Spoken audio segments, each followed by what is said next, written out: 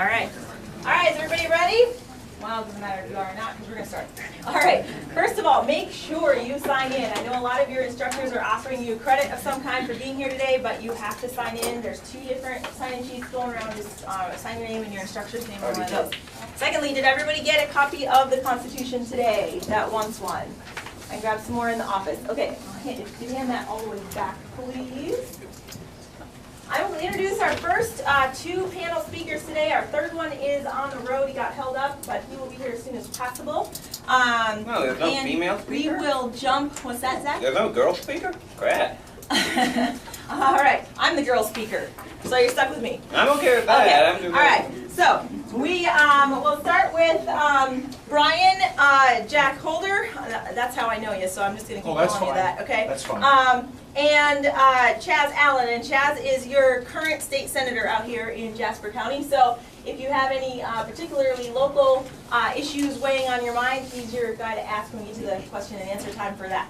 Okay? I have put some index cards and pens just around on tables. If you have a question that you would like me to read rather than you raising your hand and asking in this group, write your question down and pass the card to me, and I'll read that for you during the Q&A time. Okay? Otherwise, you can all do the raise hand and ask too. Okay, I think that's it. Sign in, questions on the cards, and we'll get started with our 2 speakers. So let me introduce Dr. Holder here. He considers himself a citizen journalist. He's currently running for the 3rd District congressional election for the U.S. House, so a Congress seat, and that primary will be next year.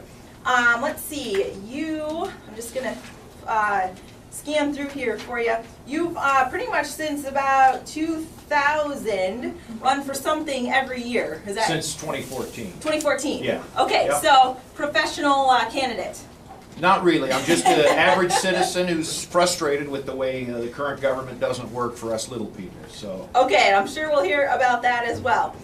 So thank you for being here, and you have your own business doing photography for and events work. and videos. So that's right. That's so you see the equipment up here, and then his camera back there too. This will go on my YouTube channel, so anyone that wants to watch it later can. And I film these things just to hold myself accountable to you, my fellow citizens. So. Perfect. And Chaz, Charles Allen, does anyone call you that? Paul. Okay. You were actually Newton mayor for a while, before you guys got to college, okay?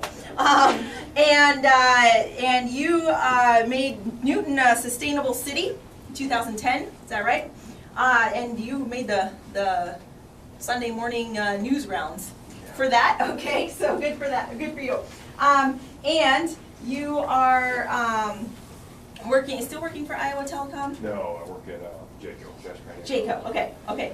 And he's got his daughter who goes to the Ankeny DMACC campus, and he's got a junior at Newton High School. Forgot to mention, Brian has a son who is a college freshman this year as well. Okay, so thank you both. UNO. UNO, okay. So thank you both for being here, and then I'll introduce Joel when he gets here. I've provided these speakers some questions in advance, so they will be have whatever time you took to prepare ready for this. And our first 2 questions I think we'll put together. And the questions are, when's the last time you read through the Constitution? And do you think the Constitution is still relevant for us today? So. All right. I haven't read the Constitution from start to finish in probably a couple of years, but I've mainly been focused as a candidate for public office on the very first amendment, freedom of speech, but there's also another unratified amendment that I'll get to with question 3 that would break our federal congressional districts into smaller constituencies. So I believe the Constitution is relevant. You know, I've got a copy here. I purchased this back in 2013 in Virginia. And as we all know, it starts with the words, "We the people." And I believe this is probably the most important thing is how it starts out. It means that the government is for us, and it is bound by the terms of this, what some people call a social contract. So it outlines the responsibilities of those in government, and it delineates certain rights that the government is bound to respect that they're not supposed to violate. But as someone that's run for office several times, I've discovered that we have certain rights that are violated if you run for office. There have been 2 congressional candidate debates broadcast on Iowa Public Television, and both of these debates in 2014 and 2016 were held at Iowa Western Community College. Now in 2014, myself, who ran as an independent, and the Libertarian Party candidate were not allowed to participate in these public debates. Now in my opinion, that violates our right to petition the government for redress of grievances. It violates our right to freedom of speech, and it also violates our right to due process. I was not allowed a hearing before the state agency to contest them excluding myself and the other candidates. So it's very important to me, and I'm reminded of the words of President Kennedy when he said that those who make peaceful revolution impossible make violent revolution inevitable. So if anyone follows politics in this country, you sort of see how the civil discourse is really harshened and people are very polarized over hot button issues. So I believe it should fall upon all of us to participate in the great civil conversation, to have that talk with our fellow citizens and neighbors about what kind of government we want to have. You know, the Constitution is just a piece of paper, but it's up to us to make sure that our rights are respected and the law is enforced. So. Thank you. When was the last time you read the Constitution? Well, I perused through it before I got here to make sure I knew what I was talking about again. But no, before session, I do have one of these at my desk in the Senate, and anytime there's questions and stuff, I try to look through it, see if it's relevant for what the discussion is we're having. And do I think the Constitution is still relevant today? Why not? I do think it's still relevant today. I also think that we challenge a lot of different things, whether it's the Second Amendment, the First Amendment, those type of things, all the time, and we have a court system that holds us in check on many of those issues.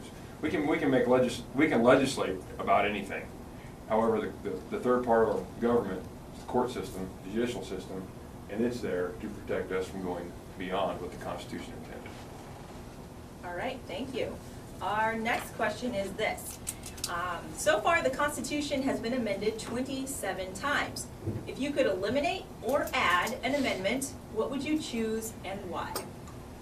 The one amendment that I sometimes question is the 17th Amendment, which is where we elect our senators. It used to be where you had our senators were appointed by the state government, the Senate and the governor type of position. So you had somebody in the federal government that was there for the state. Now we have, with our special interests and things like that, it gets to the point where you're wondering who they represent. And I think that's one of the ones where I think, and it's going to go back and forth. You're going to have, if like in Iowa right now, it's a conservative government with Republicans, Democrats, and minority. You probably have a very conservative senator that would be chosen to be in the United States Senate, and that could flip the other way too. You could have a very Democrat and have a very, progressive person there. So I think that's the most fair way, and also something that protects our state. And they understand why they were sent there, was by the state government. For me, it would be the very First Amendment. When when the Constitution was ratified, one of the arguments they had was that they needed to have a Bill of Rights included. This was the argument of the anti-federalists. They believed more in states' rights and local rule. And so 12 amendments were sent from the first Congress to the states to ratify. Now, amendments 2 through 12 became what we commonly know as the Bill of Rights. But the very first amendment, called Article the First, is this right here. And I brought a display for you, visual aid. And what it would have done is limited our congressional districts to 50,000 people. Now, this was not ratified by the initial states, so it didn't become part of our Constitution. But the initial congressional districts only had 30,000 persons in them. If this amendment were ratified, it would basically break our congressional districts in Iowa into 15 smaller districts to give us representatives that are close enough to the people that any one of you sitting in this room could run for Congress someday, and you wouldn't have to ask for $1 million from your fellow citizens. Now, I've had some conservatives say, well, that would mean there's 6,000 people elected in the U.S. House of Representatives. And I say that's true, and we need to have the discussion. It's been over 100 years since any more seats were added to the U.S. House. And the population of the United States has tripled in the last century. So in 1911, they stopped adding seats. In 1929, they capped the size of the House at 435 districts. Now, my Congressman Young represents 760,000 people, and he's allowed a paid staff of 18 people with $1 million budget. And that sort of makes David a CEO of his own special corporation. It's the same thing for Congressman Loebsack, Congressman Blum, and Congressman King. Now, I would like to see come to an agreement to maybe triple the size of the U.S. House to give us more seats. Divide them up, divide up the staff, and divide up that money into smaller districts. Oh, one other thing I'll say here, and I did a little bit of research. 45 years ago when I was born, Iowa had 7 congressmen. 25 years ago, when I sat in a classroom like this at Iowa Western Community College, Iowa had 6 congressmen. Today we have 4. So I hope you can see the trend. We're losing more and more representatives, and what that means is we're losing more and more of a voice in our federal government. So in 2020, they will take the population and reapportion those 435 seats, and Iowa may end up with 3 congressional districts here in a couple of years. And so at some point, we're going to have to add some more seats, and I've seen the same thing in the Iowa House of Representatives. When the state of Iowa was founded in 1846, each one of our state representatives represented less than 1,000 people. Now they represent about 30,000 people. So you can see the size of the scope of the representation has grown exponentially as the population has increased. But what happens is the people in government give themselves more staffers and more people that us as citizens don't have any control over to elect. So I'd like to see a more representative form of government to help form that more perfect union as the preamble of the Constitution states. Did you calculate how long it would take to talk to 700,000 people in an election year? No, I wouldn't. If you spent 5 minutes with each one? Oh yeah, I'm not sure, but when you run for office, and Chaz knows this, you have thousands of conversations with people, and each conversation you have with somebody is just as important as the next person. So you do your best to try and put the people first, and try to give people, that transparency that we deserve, and be accountable to them. So I'm glad that Chaz is here today. I film legislative coffees and town halls down in Council Bluffs, and I've done some up here in Des Moines, and it sort of saddens me when I see citizens sort of yell and disrupt and are argumentative and angry. And what I want to tell these people is, if you're frustrated with your elected officials, just like President Obama said in his farewell speech, go out and get a clipboard, get some signatures, and run for office yourself to be an advocate for whatever issues you feel are important to you. Speaking of talking to people, we spend, during a campaign, we try to hit 10,000. Yeah, I represent 60,000 people. To put that in perspective for what right. 50,000 is.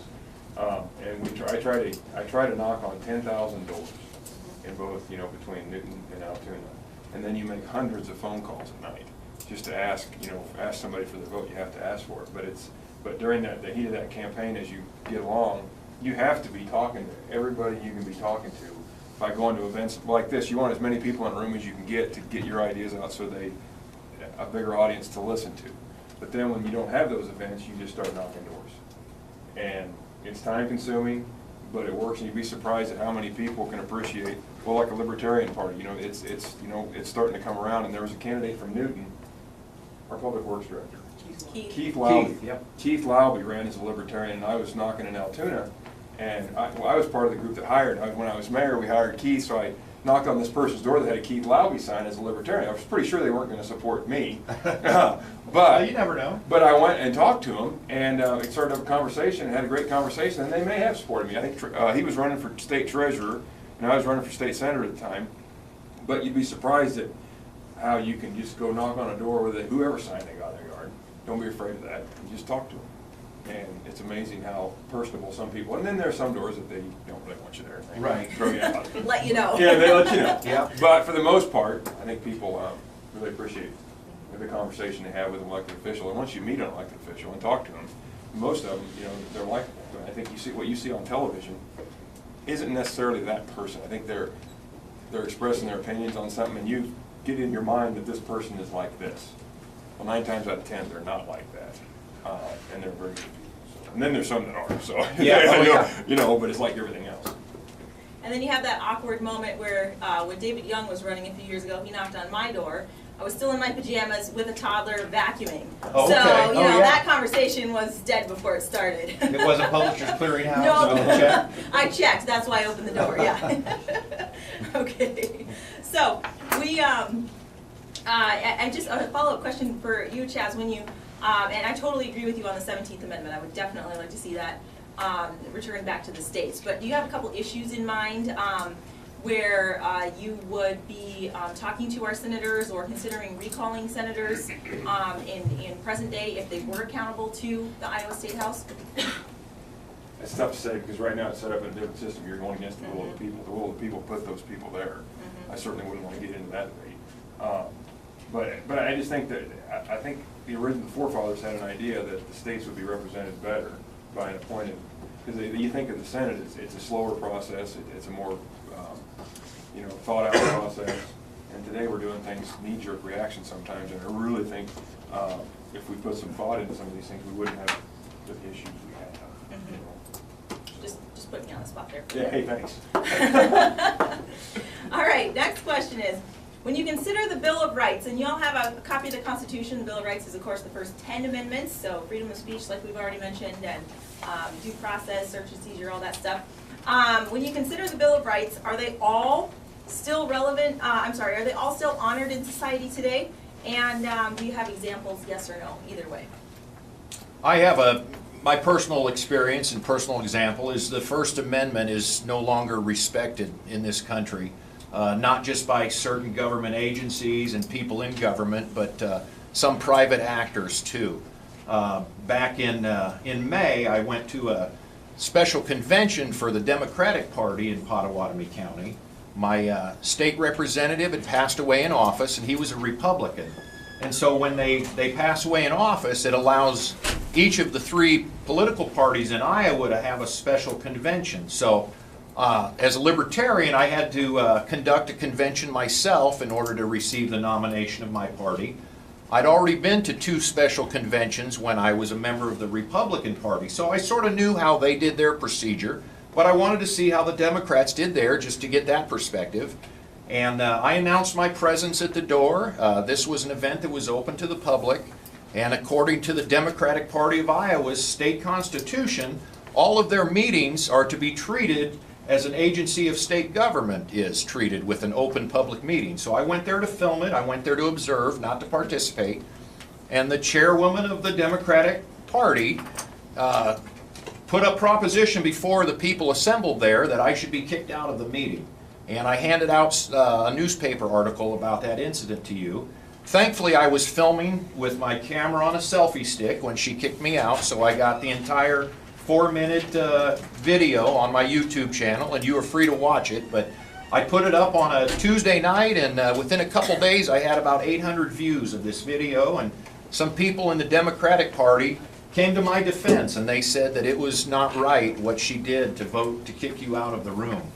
But it wasn't the first time I'd experienced this. I'd had fellow Republicans threaten to have me arrested for filming a congressional candidate debate down in Red Oak in 2014.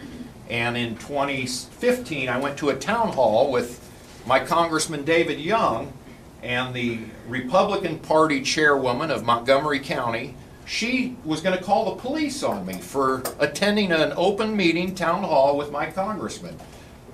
She didn't call the cops because my camera was rolling, and I said, well, I can make this video go national if you want to, but you shouldn't have to argue with people when you come to something like this. If any of you want to take out your cameras and take pictures of me speaking, record my words, I welcome it. So I welcome transparency.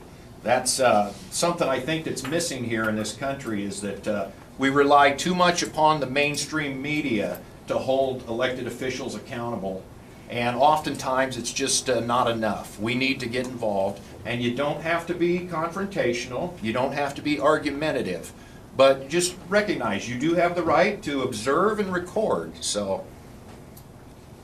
Introduce Joel. Yeah, and do you want to answer the question, and then I'll introduce Joel? Oh, I can. Yeah, I do. Sure, so. No, I'm still honored to say, I think it is. I think, but there's always a debate. It depends on whose side you're on. You know, you think about the, I'll give you the Second Amendment debate that I always, people talk about the Second Amendment like this is a new argument this year. The OK Corral's fault because they want to take the guns away from the guys at the corral. You know what I mean? Some of these arguments have been going on for a very long time, but we fight them like they just came up today. And I think sometimes we need to step back and look at that. You know, we do have the court system to ensure we don't go too far, and then people get upset with the courts on how they rule. But there is a check and balance in how we interpret the Constitution, and it is. The debate's gone on since they created the thing. Big government or no government, you know, vote with people, that type of thing. These debates that we have today are the same debates they had when they wrote the document. So it's a fun process, but I do think it's relevant, and I do think there's an argument on both sides that people try to make to get their position across. All right, I'm going to go ahead and introduce our third speaker. Joel, one more time, if you haven't signed in yet, make sure you sign in. I'll put this by the door. We want you to get credit for being here. We do. And we have a lot of instructors that have sent students today, so I want to make sure we get everybody. All right, so Joel well, I'll start with your kids. These guys have grown-up kids, and you have very little kids. 2 little boys, they're pretty cute, at home in Des Moines there. Joel got involved politically on the Ron Paul campaign several years ago. He owned his own construction business, decided to do IT, and now he writes part-time for a living, including the Des Moines Register. He's now a pretty regular columnist for the Des Moines Register, okay? And he is tired of all the other political parties, so he started the Federalist Party, which I'm sure he'll talk about today. So, Joel, we've kind of gone through the first couple questions to put you on the spot here. So why don't you tell us the last time you read the Constitution, whether or not it's relevant, and if you would add or eliminate an amendment. Well, this morning, I had a refresher this morning to go over it since I knew we'd be talking about some of those things today. The Constitution is absolutely relevant, and I think it's because what's truly revolutionary about it, and I was talking to some folks about this last night, what's revolutionary about the Constitution is that there is a presumption of liberty that it creates. And what I mean by that is, in most of the world, government is just arbitrary and unlimited. You can do whatever you want. If you're in power, you take that power and you use it however you can. If you want somebody to go to jail, they go to jail. If you want somebody killed, they get killed. Here, the government is limited and bound by the Constitution. And what that does is it creates a presumption of liberty for us, where if I want to build a house, nobody can tell me you can't build a house. You don't have to ask permission for everything you do. You don't have an attitude of subservience. Now, in our age, that's started to become the norm. That's we live in a society now where people ignore the Constitution, where we don't have a presumption of liberty for everything anymore, where you do have to ask permission for a lot of things that you really shouldn't have to. So, but to the extent that the Constitution is still active and honored in American society, it creates that protection for us. It creates that presumption of liberty. And the more that we whittle away at the liberties that it presents us, the more we're going to find ourselves in a society as servants instead of citizens. We're not going to have the right to do what we want. We're going to have that presumption that the rest of the world has, that we are subject to the government instead of actually being the government. What was the third part? Any specific amendment that you would add or eliminate? One. Yes. Okay, just one. Okay. So, from a Federalist perspective, the biggest beef that I actually have is one that's an issue that's more procedural. It's not a very sexy amendment to mess with, but the direct election of senators, the 17th Amendment. I have serious issue with that. I think it strips power from the states. I think in the original design for the Constitution was to create a checks and balances system between the federal government, state governments, and the people. Now, 2 of those are still in operation today, but the state governments are overlooked. They're impotent. They really have no recourse, and that's why you see so many states taking money from the federal government in exchange for all these strings attached and all these obligations that we have to fulfill. And Iowa's a great example of that. We have all sorts of obligations to the federal government that we wouldn't have over us if we weren't accepting federal money. So one way that we can strengthen the states and empower that opposition to the federal government and sort of decentralize again is by removing the direct election of senators and returning that as a function of the states. Who knew I'm a Federalist? Hey, you need to switch parties. Chaz also picked that one, so yeah, and I agree. All right, so let's see, where are we? Now, if anybody has questions, if they're not comfortable raising their hand, go ahead and write those on cards. I'll collect those in 2 minutes. So you have some index cards around the room if you'd like to do that. And Joel, I'm going to pick on you one more time. Do you consider the Bill of Rights still being honored in our society today? And whether or not you do you have examples? Oh man, yeah, absolutely. Again, this is something that we look to repeatedly as a protection for the things that we do in our everyday lives. Bill of Rights is not about what happens in Washington, D.C. It's about what happens here every day. When you're on campus and you have that presumption of free speech that you can give an opinion that's unpopular without fear of reprisal, that's something that's guaranteed by the Bill of Rights. It's guaranteed by the First Amendment. If you want to be part of a religion that other people are afraid of or hostile toward, you can do that because Congress is not permitted to make laws with respect to the establishment of religion. Now, again, that's been deteriorating, and we face situations now where a lot of these rights are under direct threat. I'm guessing everybody here has a cell phone, right? Did you know that the federal government's been using your cell phone to look at your records and your browsing history and your emails and all that stuff for years and years now? They're not allowed to do that. The Bill of Rights actively prohibits that. So there are a lot of things that we need to work on, but again, to the extent to which we adhere to it, it is a protection for us. The more people start allowing the Bill of Rights to be eroded, the more vulnerable we as the people are going to be. And in this generation, it's not like it was in the founding. There's a lot more danger now. There's a lot, there's cameras around every corner. There's incredibly militarized police force. There's a lot of dangers that we have now that they didn't have. It makes it even more important that we protect the Bill of Rights because it's what protects us. All right, did any of the speakers think of anything else they wanted to add on our questions before we open it up to the students? All right, who's brave and wants to go first with their burning question here? Go ahead. What does the Federalist Party represent, like, as far as the people, or is it more centralized, or? So there's a common misnomer about the term because now we talk about the federal government as being the central national government. But the idea of federalism, or if you want to look more into it later, the doctrine of the lesser magistrate, is that government works best when it is decentralized the most. And this is a very familiar topic to millennials, right? Because we do object-oriented stuff. We don't believe in building everything into one big program because we found out it's inefficient. It doesn't work that way. It works better when you parcel things out. It works better when you direct an app to where it's most needed and you limit its function. It's the same way in government. I mean, who cares more about what happens to people in Newton? People in Newton or people in Dubuque? It just makes sense, right? You want to decentralize. So the Federalist Party is built on that governing principle of federalism. If there was one amendment in the Constitution that deals directly with that, it's the 10th Amendment. It says anything not granted to the government in this Constitution, the federal government is reserved to the states and to the people. So again, as we've forgotten that and moved away from that, where we go to the federal level for everything, whether it's the Supreme Court or whether it's the Congress, we're losing the efficiency.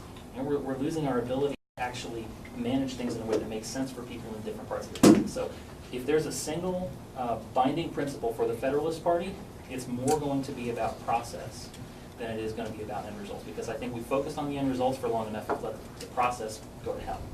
And if we get back on focusing on the process, allow people their independence, allow people to use that principle of federalism, then we're going to see the end results that we want come together. And I think you were telling me when we communicated earlier, this is both a national and a state movement for your party, right? Yes, it is. We're brand new. We started in April. And the only qualifier I'll put on that is that we're brand new, but we still consider ourselves in the line of the Federalists that wrote the Federalist Papers and the Bill of Rights. Madison, Hamilton, and Jay, these are guys whose ideas we take seriously because we believe they were completely progressive and they're applicable to what we face today. All right, who's next? Any other questions? Go ahead. Do you feel like the government today has become corrupt over time? So there's the old quote that goes, power corrupts and absolute power corrupts absolutely. There's a modifier to that that I actually prefer, and that is that power attracts the corruptible. I think we've created a situation where you've placed so much power in that central government that it attracts people who want more power. So again, you get the most corruptible people, you get the most crooked people who are attracted to that. It's just a bank for them to rob. So as a country, I think the way to control corruption, and this is at every level, is again, take away the magnet, take away the incentive. There is not nearly as much, and I'm sure you'd agree with me on this, not nearly as much incentive in any capacity for somebody to run for state legislature or mayor as there is to run for Senate. I mean, it's completely different. So if you decentralize that power, move it down to a lower level, you get people who are motivated by things other than donors and income and special interest praise. I'll follow up on it with it. As mayor, you know, my first campaign, I had little name recognition. It cost me $5,000. I went out and raised it, got campaign signs, bought ads, did that stuff. My salary was $4,000. I spent $5,000 to make $4,000.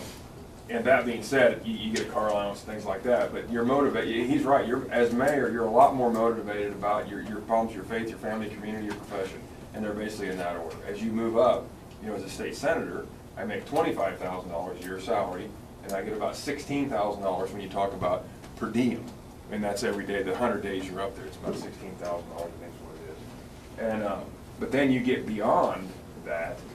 You're talking about $170,000 a year. There are people in Congress that have never made that much money in their life and get there and think that's the greatest thing in the world. And that's, and from my perspective, might have been, people have asked, you know, you said, you should run for, you got the stop signs in front of Iowa Telecom, you did that, you should run for mayor. And I'm like, what? Are you kidding me? That's great. And then, but then as I resigned as mayor to take over Jasper County Economic Development, thinking I'm done, everything goes on, and then, and then I have name recognition. You know, people know who I am. So a party comes and asks, hey, would you run for state senate? And of course I said no, and here I am. No, and it is. It's fun. It's fun. But he's exactly right. I think the motivation to run for mayor, for city council, for school board. Oh my gosh, that's the toughest position I think in this state. And those people don't. I don't believe many school boards get paid anything. I don't think, you know, they do it because they believe, you know, they can do better for their kids and the teachers and the school system. Yeah. So that was a very good point. Brian, do you have anything to add?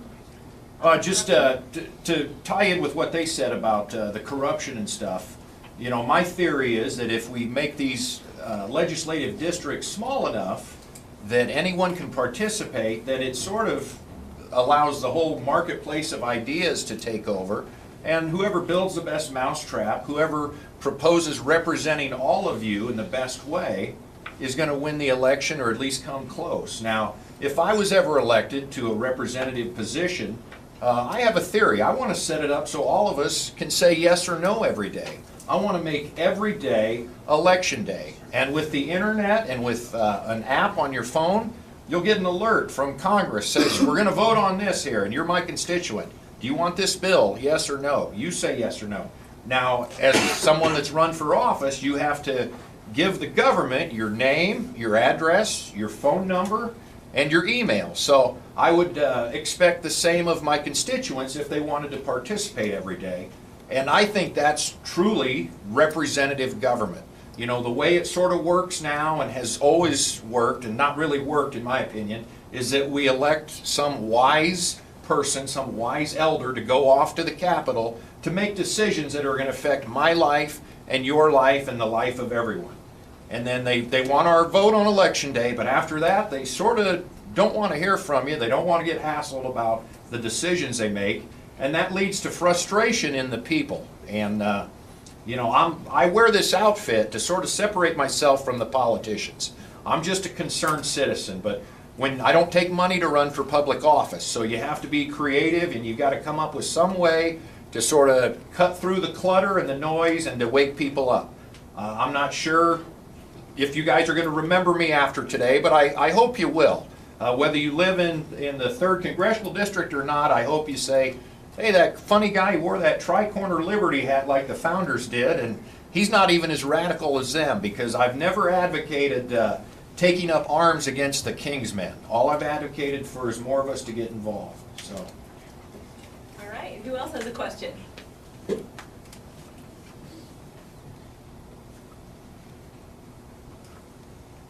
I've got a couple here, so, you know, you're here till 3, whether or not you speak up.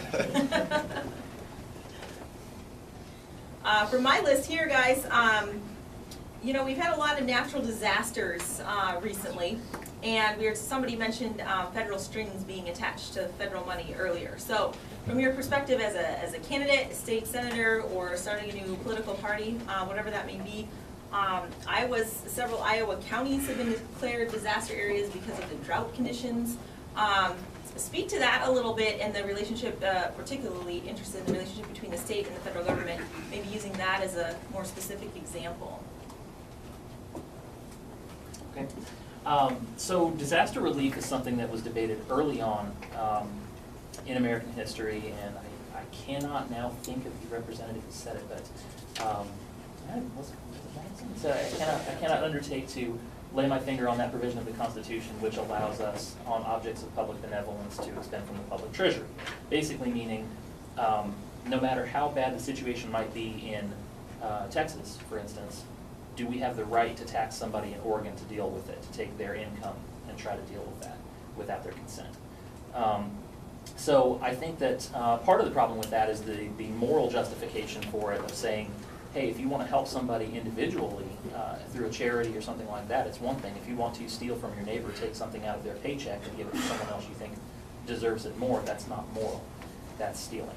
So there's that debate first with disaster relief. The second is that, as we spoke about corruption earlier, these things tend to become very, very, very inflated and very corrupt, with billions of dollars of pork spending attached to it. Had nothing to do with disaster relief at all. It just has to do with all these projects that they couldn't get funded if they didn't have disaster relief to put it behind. So politicians have a long history, and this was the case with Katrina, disaster relief funds, as well as many others, where billions of dollars of pork spending that had nothing to do with disaster relief ended up going through because the justification was there. So in principle, I think that as government has gotten bigger and has taken on more of these roles, become more compassionate, if you want to call it that, what it's actually done is add administrative fees to charities that weren't there before. Americans took care of each other for years and years, generations and generations before government started. And when they started, we've seen a recession from the other areas. People stopped giving to people, churches stopped giving to people, charities back off or start filling their administrative staff full of higher paychecks. So I think there's that balance of responsibility between government and individuals, and I think with regard to charity and disaster relief, we've shifted that far too much on the government. I think the federal government is very inefficient at doing that disaster relief, and I'll give you 2 examples. So Parkersburg, anybody remember Parkersburg, the tornado went through there? So we showed up, the town next to it was an Iowa Telecom town, I worked for Iowa Telecom, and Parkersburg was a Quest town at the time. So we didn't necessarily need to be there, but we were there to assist Quest because we were in the area to get the lines back up. So I'm working with Quest, and all I'm doing is, I'm not the technical guy, I'm just handing wire down a hole. And I got my Iowa Telecom truck parked here. FEMA shows up and asks why I'm there. And I'm like, well, I'm feeding wire down to the guys in the hole that are fixing this from Quest. So he says, we need to get your trucks and get out of here. And I'm like, why? We're here to help, type thing. Yeah. And because he didn't understand the relationship we had with the 2 communities and that stuff. So that's one example. The other example is how we fund things. During the floods of 2007 was another example of, so a person had their house flood close to a river already. FEMA came in, helped them, rebuilt the house. This time it flooded for the second time, brand new house, flooded for a second time, went to FEMA and asked, hey, do you think I could get the money and just move my house and build it, up the hill so it doesn't do this? No, it has to be built right here where it was before. So those type of examples are how inefficient that the federal government comes in and doesn't understand the lay of the ground for where we're at and the relationships that are built, and then they try to make decisions for us on the local level. And they do some things very good as well, but that's the 2 examples that I have when I'm on the ground trying to help when I was in the telecom business. One thing I'll add is that one branch of the government that some of us may not think about, and hopefully you learn about it, is the administrative branch. So there's all these administrative agencies at the federal and the state level that were created by the legislature, but once they're created, oftentimes the legislature is just sort of hands off. The executive branch gets to appoint the directors for these agencies, and we, the people, have very little control over how things go with these administrative agencies. So sometimes they get out of control. You know, we've all heard of the Internal Revenue Service and the problems they had during President Obama administration, his second term, where there were more conservative groups that were seeking a special tax status, and they had their determinations delayed for years on whether they could be a nonprofit or not.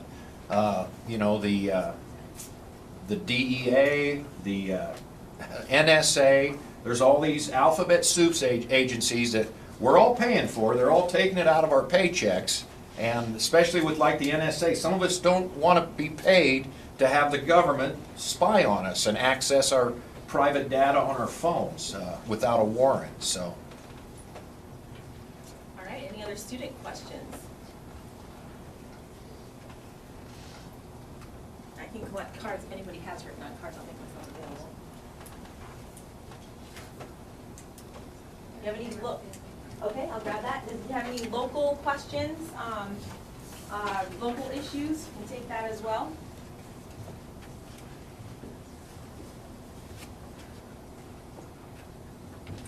All right, so let me ask this question. Zach, you have one? Go ahead. Yeah, local issue. I've biked to GameStop and Walmart, and I've gone down First Avenue, and the sidewalks they're not consistent. I mean, I have to cross the street at different points, and it's halfway through the street. So I've gotten honked at. I've almost been killed several times. I've worked on that since I was mayor. We did get one of the sidewalks connected for the bike trail piece of it. But it's so hard because at some point the city councils have decided that sidewalks didn't need to be there when there's an actual ordinance that says sidewalks need to be somewhere. But somebody will get, you know, because somebody knows somebody, they get out of that. So yeah, I've worked on that. We've done pretty good with it. And the other part of it was we put sidewalks in. We put them too close to the street because of the way the yards were done. This was way back. And the city actually cleaned some of those sidewalks at one point, and then people on the other side of town got frustrated because we were cleaning this person's sidewalk but not cleaning theirs, and then we ended up not doing that anymore. So I totally get your frustration. Mayor Hanson, City Hall, 792-2787. Happy to send you to him. Yeah, I just Go have ahead. to bring that up. Would any of you have any input as to the state of and/or funding or lack thereof for mental health facilities in Iowa or federally, and what's happening in that area and why? It's very poor. We are letting that group of people down. They I think there's a responsibility for us to take care of the least, you know, that are trying to make it through this, and we don't. We've set up systems that frankly aren't efficient again. You know, I bet you can go to the emergency room right now and find somebody sitting there waiting to go to a facility, whether they try to commit suicide, they've had a mental breakdown or something like that, and they're sitting in the emergency room waiting for a facility that they can't go anywhere. And our system is set up for one of two things. It's set up for substance abuse or mental issue. Most people have both when they're in that situation. And when they get in that situation, the beds are for one or the other. And they have a hard time placing those people. And this government has failed those people in this manner. Because we had those facilities open, and the idea is there's places in our communities that these people can go to. If that was the case, these people would not be sitting in the emergency room taking up emergency bed that we need to generate revenue to keep our hospital open. But these people this isn't going to happen. So it's a great question, and we are failing in that standpoint right now as it stands. What do you think would be a proposed, maybe partial solution to that sort of issue? First of all, I think we need more beds. I think we need a better catalog of the beds that we have, and the people need to. I hate to. You know, it's one of those mandates. I don't like to mandate for people to do something, but we have to know where those beds are at. Those sheriff's deputies, those doctors, those things, they need to know where those beds are at, and they need to know that they're open now.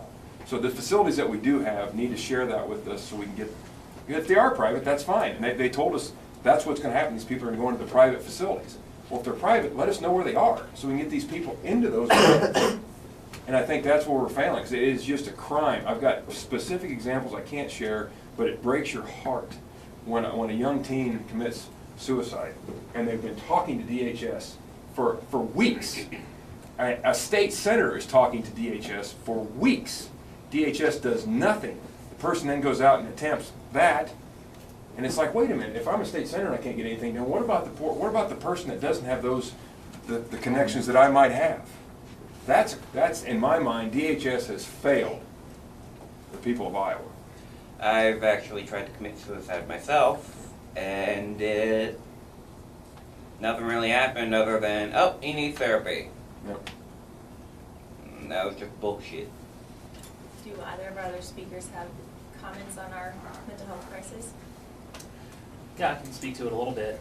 I guess all I would add is that in any system, whether it's mental health or overall healthcare or education or what have you, the more money, I'll just say, as government throws more money at it, typically you don't see results commensurate with that investment. And I think we need to figure out why that's going on. But there's a pretty simple explanation to it, and that is if you can charge whatever you want and government will keep throwing money at it, they're going to charge more and more for doing the same things. My mom actually worked at a mental health facility in western Iowa for a while, and one of her constant frustrations was that people who were capable of being rehabilitated were not, because the longer they were kept in that facility, the more money they got. And so you end up in situations where nobody really cares about what happens to these folks. They're more invested in where's the cash coming from. And as long as we keep our numbers high, and as long as we keep our occupancy high, we're going to keep getting checks from the government for it. So I think more privatization of the industry, more partnerships with people who do care, and people who are who actually will see their bottom line dry up if they don't perform. You have to tie performance to money. And whenever government gets involved with any industry, that tends to go away, and therefore the accountability goes away. You end up with poor performance, but not the poor pay to go with it. To his point about that, the MCOs came in, and it used to be pay and chase. The system was set up to pay, and then audited later to find out, did we overpay? And there was always a system of overpayment that they would give money back and forth between the systems. The idea behind the MCOs is they know this is what it's worth. So that's the positive part of the MCOs. It's not pay and chase. It's know what it's worth and pay that. But our MCOs, there are some people out there that aren't going to get better. You know, you've got those people that if somebody has an issue that they can be, rehabilitated, they should be. But there's that other smaller group that's not going to get better. They're going to be the same next year as they are this year. They might have better skill set, but their mental capacity isn't there. And that's the people I think we failed with this by sending out reports every quarter as opposed to every year or something like that, putting more hurt on the nurses and the doctors that are trying to provide the help. And just to clarify, will you remind us what MCO stands for? Managed Care Organization. Any other student questions out there?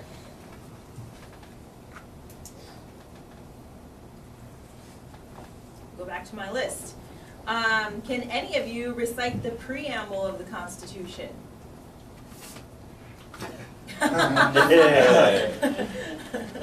Or read.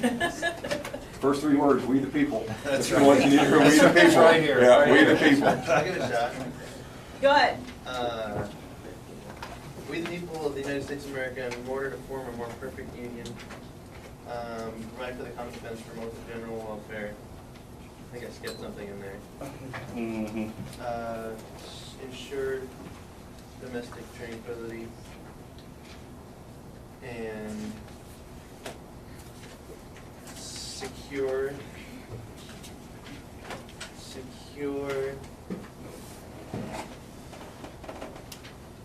last one. Anybody help him out? Brighter future. The blessings of liberty. Secure the blessings of liberty for ourselves, our and our posterity, do ordain and establish this Constitution of the United States of America. Nice. Very good. Also, you're going to speak next year for this event. Yeah. I'll come and take pictures of it. Yeah. All right, any other student questions, or I'll go back to my list here. We'll be taking pictures of a photography major. Okay. Yep. If you were president for a day, president of the United States for a day, what would you do? Including which cabinet positions would you keep or eliminate? I don't want to be president for an hour.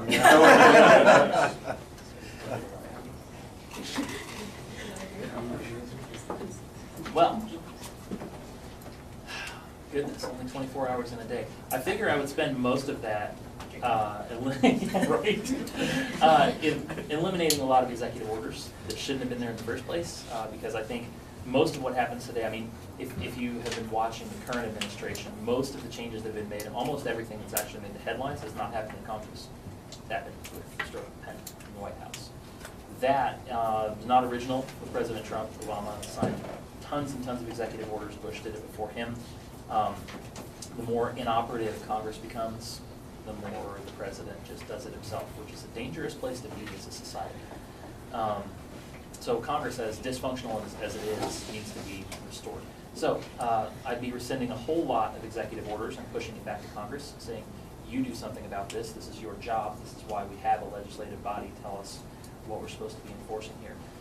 Cabinet positions gone. Oh my goodness. Homeland Security is going away. Department of Education is going away. HUD is going away.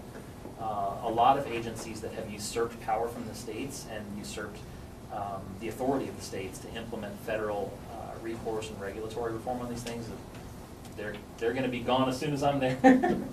So some of these agencies are so redundant. Iowa has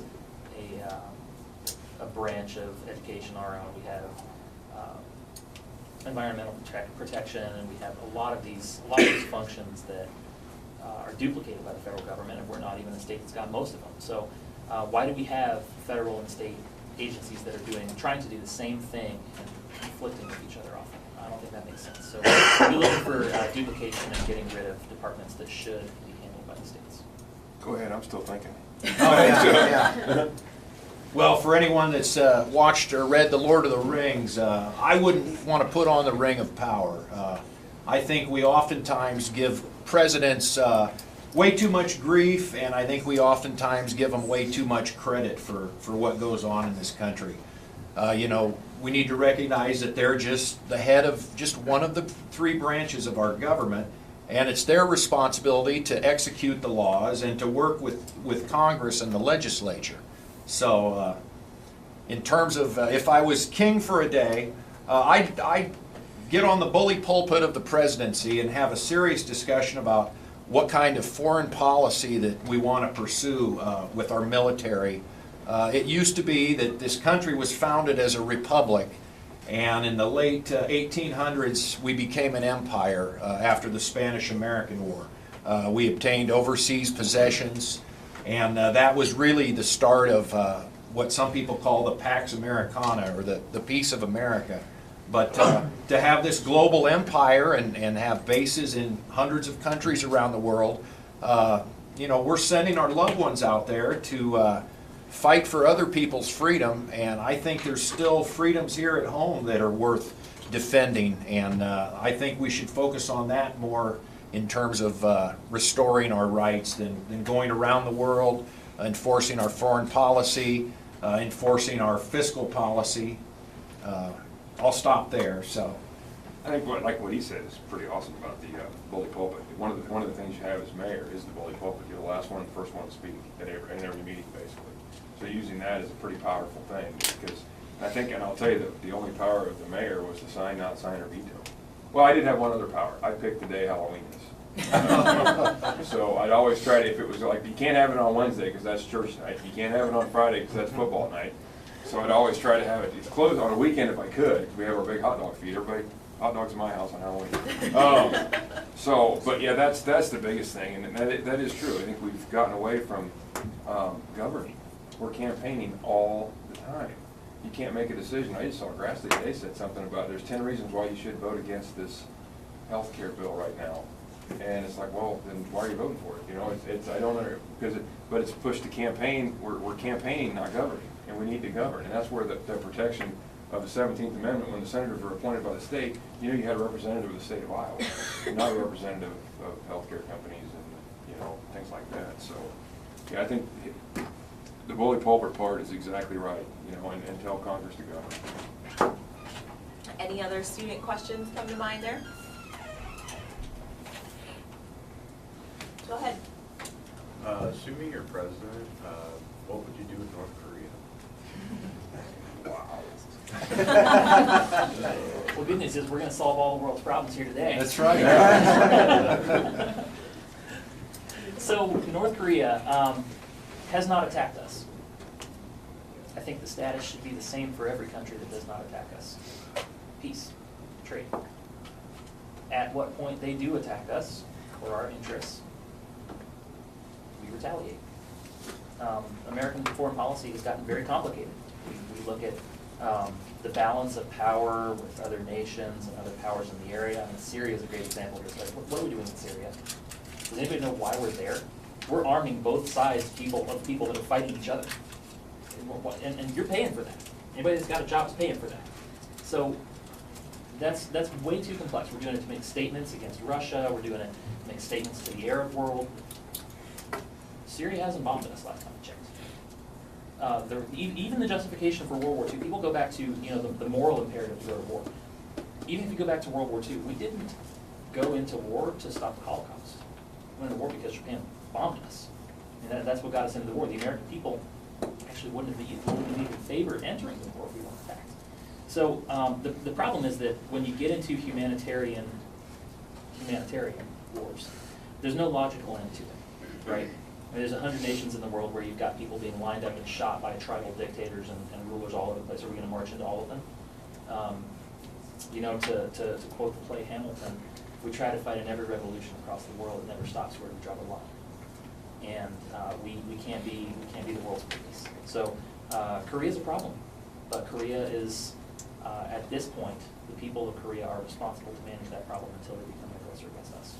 I agree with that, but the first person I'd call it then is Rodman. That's right. I would have him there, I'd have him over That's there right. right now. Go Trying play to some get- hoops. Yeah, just to get somebody over there that knows what's, that can talk to him, that wants to talk to him that's an American maybe. That may sound crazy, but what else are we doing? Name calling, I don't think is the right thing to do. I think, I think we've lost sight of our representation of the people.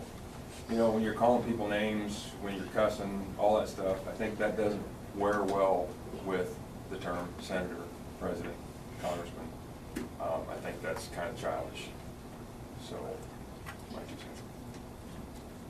Anything to add there? Yeah, as someone, my grandfather fought in World War II, but he only fought for about 6 months. He joined the Army in 1940, a year before the war started, and he was sent to the Philippine Islands as part of our Army over there. And they lasted about 6 months against the Japanese. They were attacked the same day as Pearl Harbor, and he spent 3.5 years as a slave laborer for the Imperial Japanese, working on roads and airfields and other things. Eventually he was transported to the island of Japan and used as a slave laborer in a copper mine in northern Japan. Now, he would not have survived the war had the bomb not been dropped, because he weighed less than 100 pounds the winter of 45, 46, and so he wouldn't have survived that had we not dropped the bomb. So, but I hate to think, I've had discussions with people that they think we should not have dropped the bomb to end the war, and I have to say, well, I wouldn't be having this conversation with any of you here today had we not had the Manhattan Project and been able to bring the war to a swift conclusion. But the reason my grandpa was a POW is because we have a global empire, and the people in Korea, South Korea, we've got, what is it, Joel, 36,000 troops or something over there. And if North Korea attacked, even with conventional weapons, there's a chance that there's thousands of Americans, soldiers and civilians, are going to die if that happens. So, the status quo has not always been good, but right now I prefer that to starting a global conflagration, and it could probably bring in China into the conflict if we end up going into North Korea. So. Just a random headline that I saw last week too. We have Wisconsin National Guard troops stationed in South Korea right now, waiting for this conflict. Like, we're using National Guard. I haven't heard about Iowa's National Guard, but we're starting to use National Guard troops from states over there. So that'll be an interesting thing to watch, I think, with this. Go ahead. If I was in Congress, I would not vote to send you and your generation over there to fight. My son is the same age as most of you. I wouldn't vote to go to war. I'm willing to go myself as a 45-year-old Generation Xer. There's a lot of people in my generation that did not have the opportunity to serve in the military. I've had 3 back surgeries. I tried to join the Iowa National Guard in 2007, and they wouldn't take me because my spine is messed up. But, and I would not vote to reinstitute the draft. I don't think that people should be conscripted and taken from their homes and their families to go fight in global wars for domination of other countries and for global markets. So. Any other student questions? Go ahead. Healthcare. Just a more specific question. Well, Medicare, Medicaid, even Obamacare. Thoughts on healthcare, including Medicare, Medicaid, and Obamacare? Right now in India, you can get a heart surgery for $1,000. Here, that would bankrupt you. The government has had decades to figure out healthcare. We've been throwing money at it more and more and more. If you watch the percentage of the budget that Medicare and Medicaid comprises, it goes like this. It's not fixing it. It's not helping it. It's being mismanaged. It's being wasted. And yet we keep getting it taken out of our paychecks. So the way that they did that in India was, at least in large degree, by embracing a free market approach to it, giving people the right to try. They bring in new innovative technologies and they put them out there, and instead of waiting for approval by the government for years and years and years like we do here, they put them in practice and let people assume the risk if they want to try it.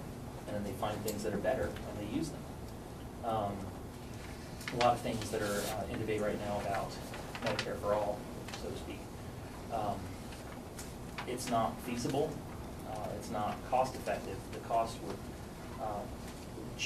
okay, when I say bankrupt us, it's kind of a floating term because we're already bankrupt, right? We're $20 trillion in debt.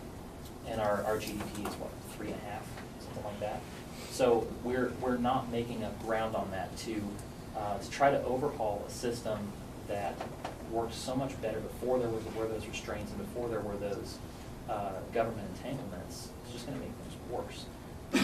In parts of the world where they have opened up the markets, it's done better. It's gotten cheaper. More people have access to healthcare. And this is in developing countries that are way behind us technologically. So there's a way to do that here. If you talk to medical providers here, there's another movement that's going on I've been following real closely. A lot of providers are rejecting insurance completely, moving to cash only.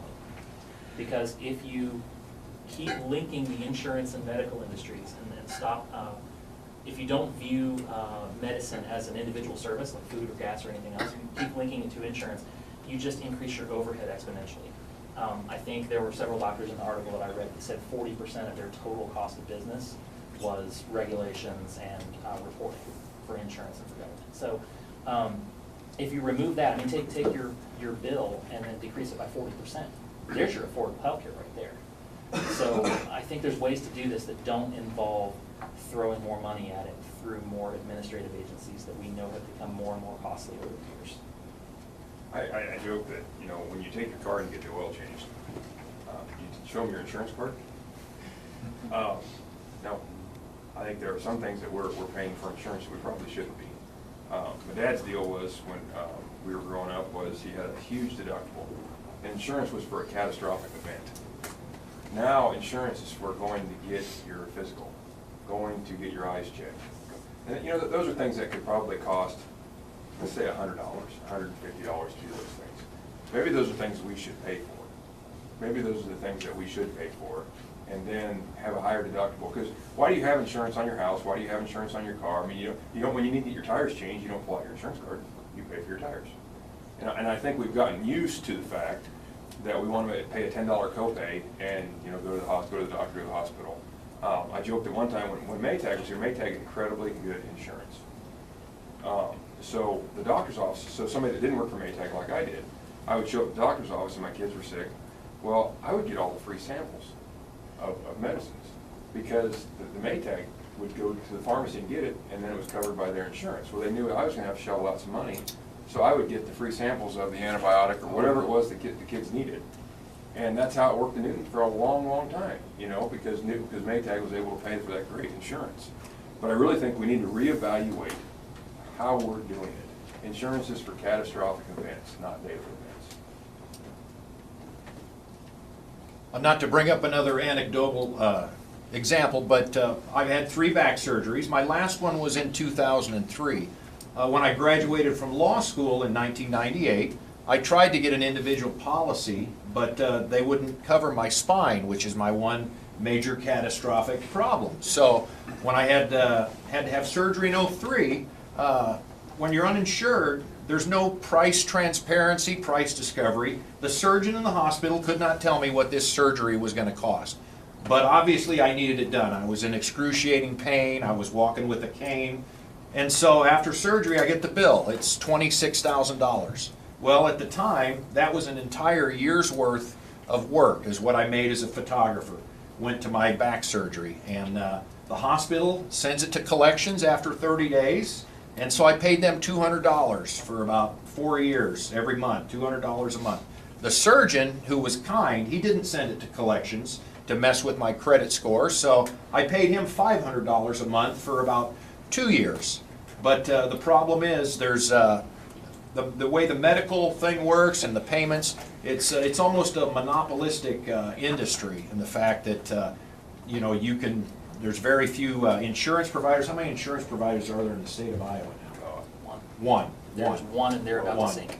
So that's not really a free market, and I don't think we've had a free market in health insurance since you know, they decided to tie your health insurance to your job during the Second World War. So. And it's a debate we gotta have. I mean, is Oh, health yeah. insurance, and you're gonna cringe at this. But remember at Ma Bell, it was determined that everybody needed a telephone, and it was a monopoly. And they were guaranteed a certain, if Ma Bell invested so much money in their network, they were guaranteed a return on that investment. I don't know if it was 10 or 12%. They were guaranteed that. Everybody bought Ma Bell stock, you know that.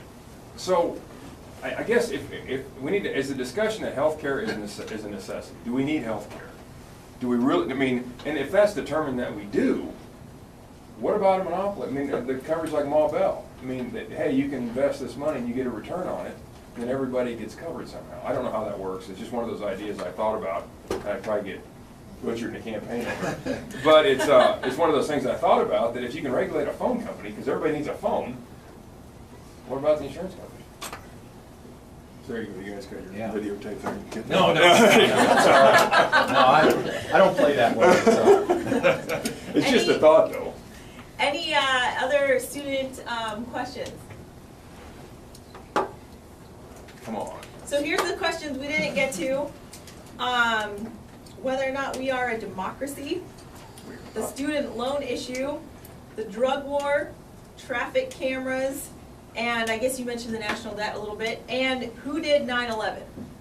So, if y'all Traffic cameras. Traffic cameras, is that what I heard? Yeah, I'm not gonna. Okay, in 30 seconds each, traffic camera issue. Shut them off. Shut 'em off. Done. Get a warrant. Yeah. Shut them off. That was easy. He said we'd solve all the problems today, so I think we did, yeah. All right, well, these 3 gentlemen will be available just for a few minutes here afterwards, so if any of you have any questions, come on up.